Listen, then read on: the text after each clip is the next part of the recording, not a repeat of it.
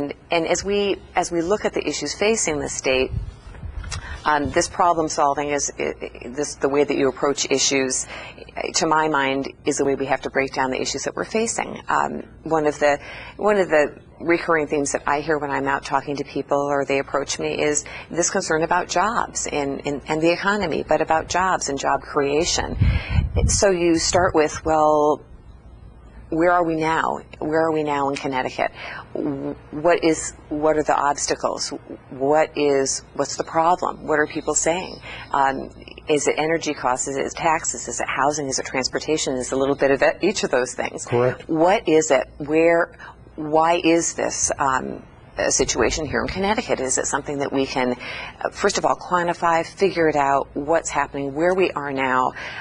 There is certainly the suggestion that there can be improvement, that the various high costs of taxes and energy are standing in the way, as is housing and transportation. But to what degree and how we work on all those things is going to take bringing a lot of people to the table and seriously finding out what we can do, what the state can do, what the municipalities can do. Because if the end result is that we need to address this issue for the state of Connecticut, then we, again, need to get serious and need to get around a table and open up dialogue and listen. Mm-hmm. And then what are the resources, and then plan something that will ultimately improve the situation.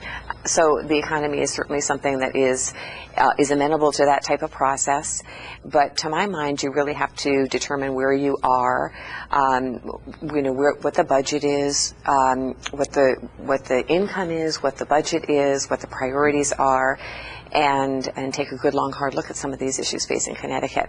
The approach that you have, I think that each of us, we bring with us to any kind of position and into our professions a certain orientation, the type of background that you have and experience you have, the way you articulate, the way you communicate with people, Paul, is something that is a result of your experiences. Right. and where you've been and where you're going and the job that you have, the offices you hold, and I would say mine is much the same. Well, I would assume so, especially going back to your town attorney days. If we just, I want to bring up a situation when you were a town attorney, which required, if I recall correctly, a lot of coordination on your part, especially when we were doing the power lines.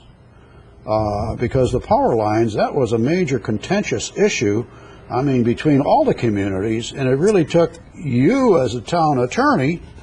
Yeah, that was one of those things that was addressed on a state level. I know that certainly our legislators got very involved in the process. The selectmen were very involved in the process. It was a big learning experience, again, mm-hmm. Paul, for everyone. And the town attorney, we did have outside counsel because that was a very specific area of the law. But everybody had a role, I think, in trying to get their hands around that issue, how we could do the best for the people in the town, insofar as where the lines would be, whether they would be above ground, below ground, and ultimately so that the best result could be achieved. There was a lot of... But it was working, basically, if I recall, you had to be working with the first selectman. Yes, absolutely. And then there was this coordination with the communities downstream who were taking this Bethel to Norwalk power line. Right. Then you had state officials involved. Right. So all of this experience is good. Yes. It's extremely good for this particular position, which you're running for, which I'm really happy to see. Somebody with some experience right here is saying, this is what the community needs.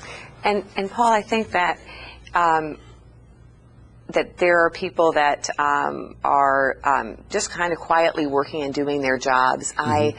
I always felt that's what you did. You just did your job. You didn't create jobs. But well, no. But no, my point being that you just quietly do your job. You're back there just doing what you think needs to be done. You're results oriented. You see a problem. You want to do what you can to strategize and to figure out a way around it. And sometimes, we found that there were times that that didn't work for the town of Bethel, that what somebody else wanted maybe wasn't the best result for the town of Bethel, that there were sometimes interlocal agreements that they didn't get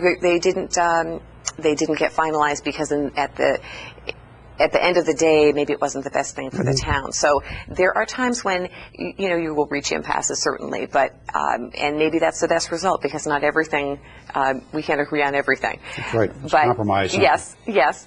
But to have a long view, to look at, to make sure that you're looking at the kinds of things that are important to the community, whether that is power lines, whether casinos come in the area, these types of issues that we dealt with town attorneys, right? That these kinds of things. Again, all the people that are necessary to that decision, need to be part of that, and then you reach out to your officials, whether they be at the state level, wherever, and everybody who's impacted. And there are tremendous resources. Because when you ultimately go back to the people and say, this is what we're doing, and this is how we plan to address job creation, or this is how we're going to address various other issues, that it has a good chance of working, right. Because you've really taken the time to lay the groundwork, and you've asked the questions, and you've engaged all the appropriate people that should be part of this, and you brought in all the best information at the time to make that decision. So otherwise things aren't successful, and honestly, many times you wonder why, and there's a good reason why, because there has not been this cohesive effort. I think certainly a part of communication is knowing that you can trust the person that you're dealing with, that the person is going to work with you, and that when you entrust them with a say a municipal problem or project or issue, that person is going to do their best for you, and you're going to have this confidence in an individual who will work hard for you. And otherwise, you might just figure, it's not worth my time, or right. You're not going to have this kind of give and take and this communication that's productive. So, and I think that this is probably pretty much common sense, is that if communication goes both ways, listening right. goes both ways, and that if you're truly a problem solver, you don't you just dig in there and you work with all the people that are necessary to work with, and it ends up being mutually beneficial to do that. Yep.